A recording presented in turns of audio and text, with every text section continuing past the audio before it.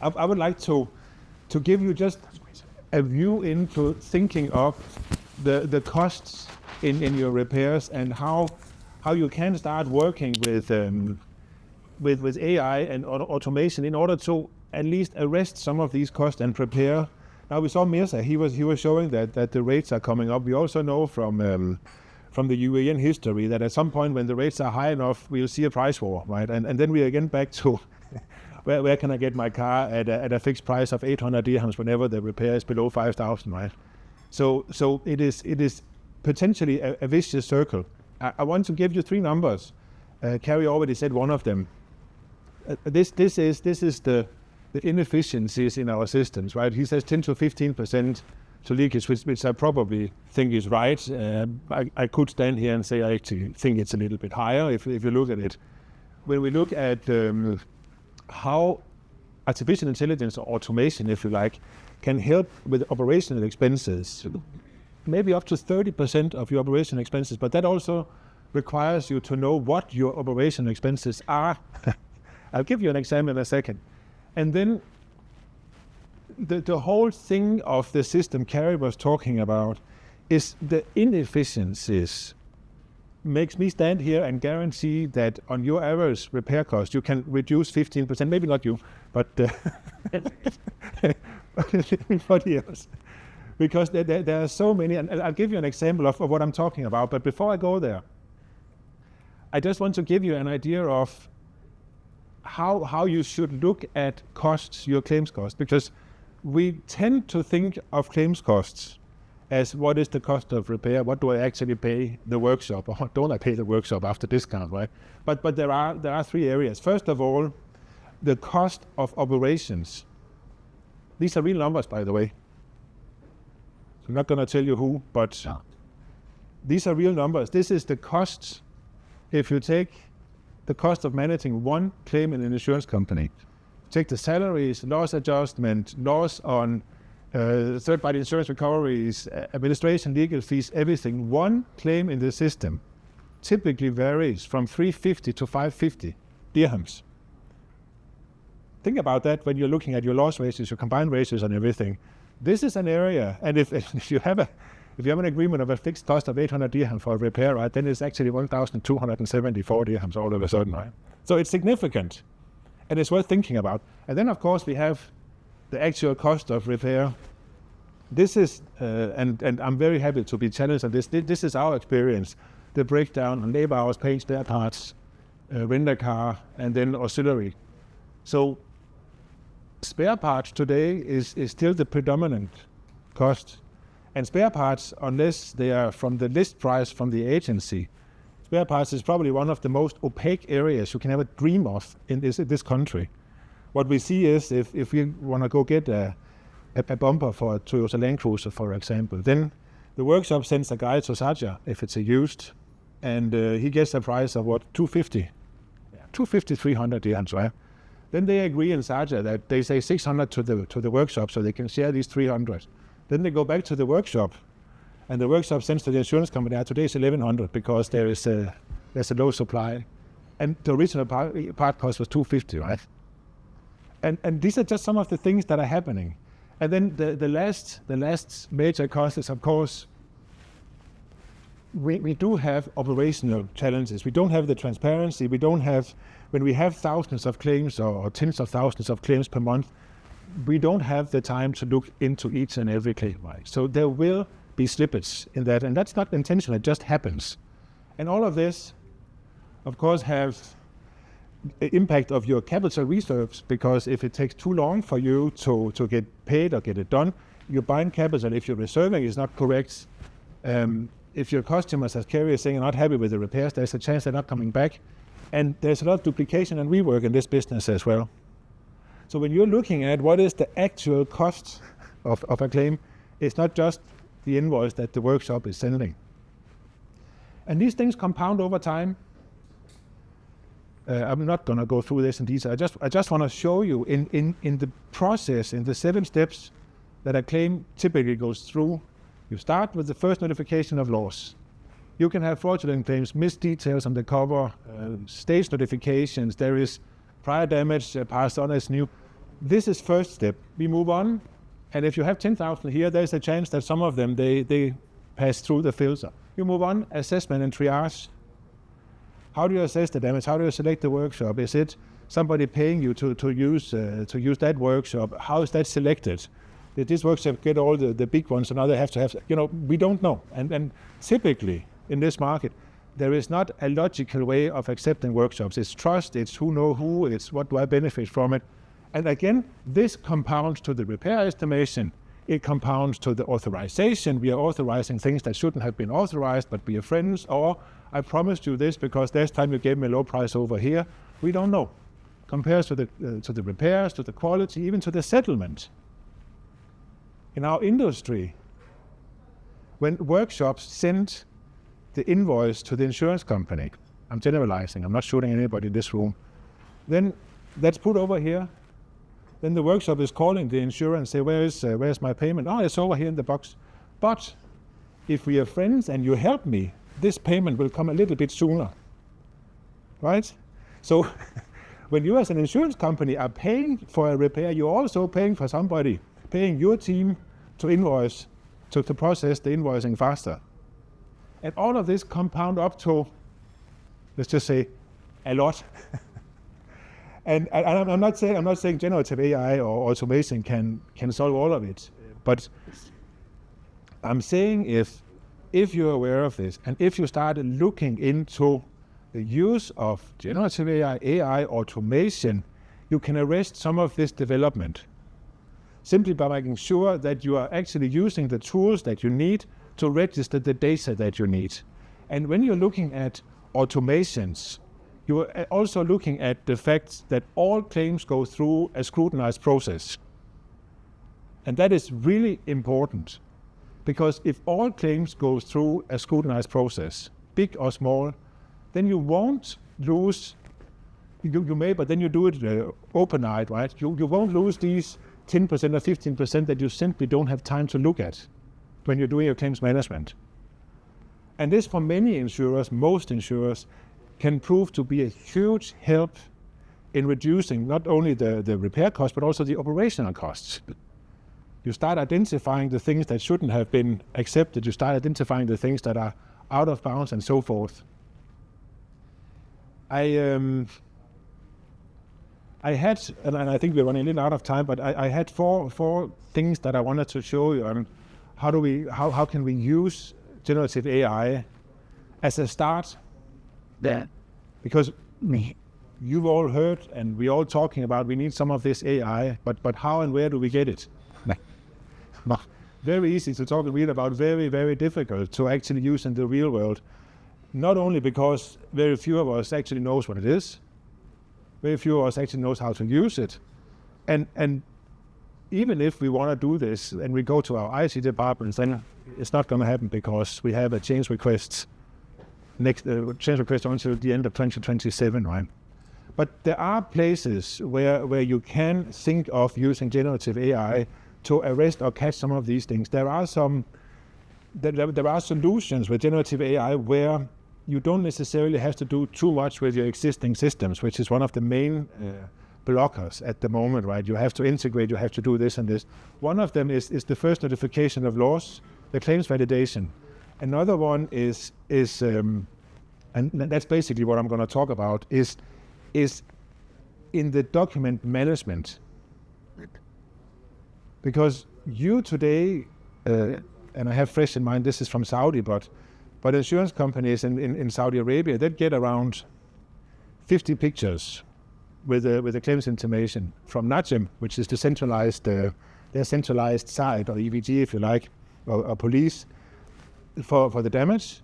Then they get another 50 images. They say it's an agency repair. They get another 50 images from the agency with the damage. Then they get a series of documents that explains the damage. They get all the official documents. And the claims team, either because they're busy, ignore the images, just look at the cost and move on, or opens everything and spends a lot of time looking at this, okay?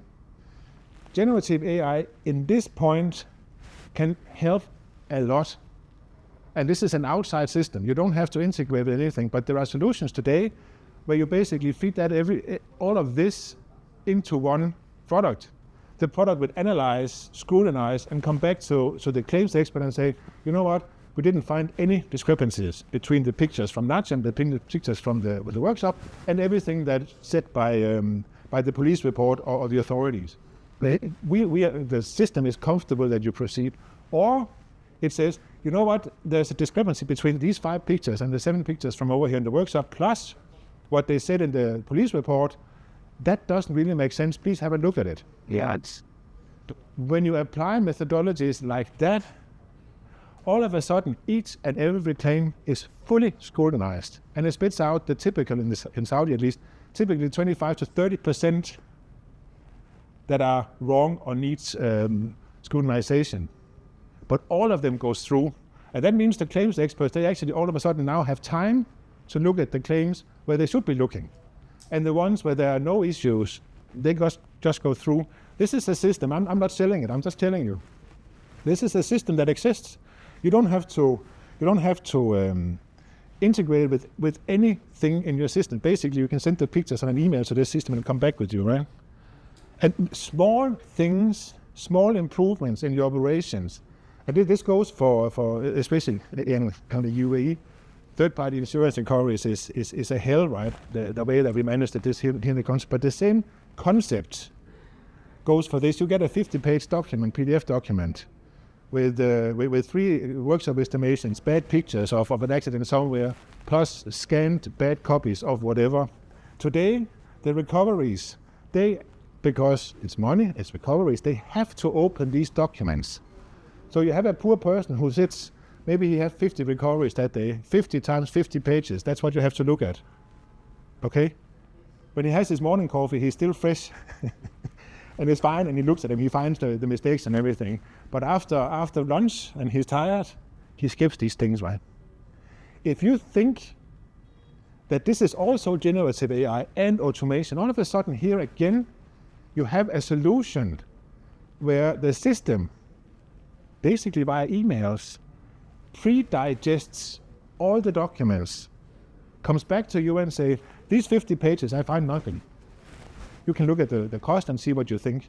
Or it says, the Emirates ID didn't match, or it's a Fortuner in the police report, but we can see the images is of a Prado, for example. All these things comes out, and that means that the poor people, all of a sudden, instead of looking at the 50 times 50 pages, they can actually focus on the 10-15% where there's problems, and get back to the other insurance company in time, so you can reduce your costs in that way as well. And that's how I would like you to think. And I could talk about this forever, but I won't. Forever? And you know me. But not like you can talk forever plus. That's why I'm late. Yeah, that's okay. No worries. I'm happy you're here. But I just want I have 2 things I want to show you. Far away. Because if you come back and say, okay, I actually would like to know more about how we can use generative AI to do my document process management and check, then the first thing IT, they will say, generative AI is not compliant, we cannot work with it. Which is absolutely true. Generative AI is not compliant, because in order to be compliant, you have to recreate whatever it did, and you can't do that. Generative AI is probabilistic, so what you ask it today is not the same answer you're going to get if you ask the same tomorrow. The way you have to work with this, and I don't want to be technical here, but I just want to tell you, you have to work with this with the concept of guardrails. You have to understand where can we use generative AI and where can we not use it. I guess the best example is actually if I go to, I'll get back to this one, it's a little heavy, but Okay. here is the concept of a first notification of laws, a compliant first notification of laws. What happens here, you have 2 layers of IT or digital. You have the one which you can call deterministic, which is repeatable. This is the old school. If you say X plus Y, it gets C, it'll do that every time you ask. The old school will typically receive the claim information. This is an email, this is used to be a WhatsApp, it can be a portal, it can be whatever, right? Now, this information is sent to a large language model. And this is where we talk about the document reading, right? It'll just dissect everything that it received. And large language models are absolutely fantastic at reading handwritten documents, bad scanned documents, documents where it used to be up here but now it's down here, the information. It doesn't matter. They will read it and understand it. But what happens next, and this is important, now we have, in this, the first notification laws here, now we have all the documents. This is around 200, where's Stein? 200, where is it? Stein? 200 fields, right? First notification of laws. Yeah. So here we have from an LLM 200 fields that is required by law, especially by September this year, from the central bank, that you have to store. But if you send the same document one more time, you're not sure that it's going to be exactly the same. So what you do here, you take the large language model and pair it with the good old programming style to say, this is what I think I have, now put it into something that's repeatable. Yeah. So you take everything that the large language model has and say, this is the name, put it into a proper name and make sure that you know it's a proper name, otherwise spit it out for somebody to look at. Okay. And the intersection here is how you work with large language models and old school to make this compliant. This is compliant because every time we go to a place where we need to store the document for future reference, where we need to store the document for audit trails or for compliance, we take the output from the large language model and feed it into a traditional model. And here we train the systems, or you can train the systems to, if you're not absolutely certain, flag it for human intervention. And this is important, and I just want to show you how it looks. You're probably not going to read all of this, but back to the whole process of a claim, and what I started by saying with the compound of leakage costs and everything. So here you have, I'll send this to you so you don't have to read all of it, but here you have on top for the ethanol, what and how can generative AI help, and how once it's helped, do we make sure that we store it in a way that is compliant with the law, that it has these immutable audit trails, that have all the governance corrections around them, right? We go from the document reading to fraud indications and everything. When we know this, we can put down, check the policy, look up coverage, validation, we move on. And you're not going to do all of this overnight. But I want you to take this away, that you don't have to change your systems that much to start thinking of working with large language models. But you have to understand where you can use them and where you cannot use them. Right now, in this room and with my experience, the biggest area where you can use these models at the moment, document processing, check for, what's it called, dependencies or correlations in the data that you have, flag it for humans, and that the humans be the experts and judge the outcome. But I also think, I believe, I know, if you start thinking like this, all of a sudden you have the time to look into the claims and the problems that really matters. Because this will take a lot of your manual work away from you. And that's what I wanted to tell you. Think about large language models as a way of pre-digesting the information that you have to read, that you have to comply with, and then only spit that out where you need human intervention, human expertise. That's sure.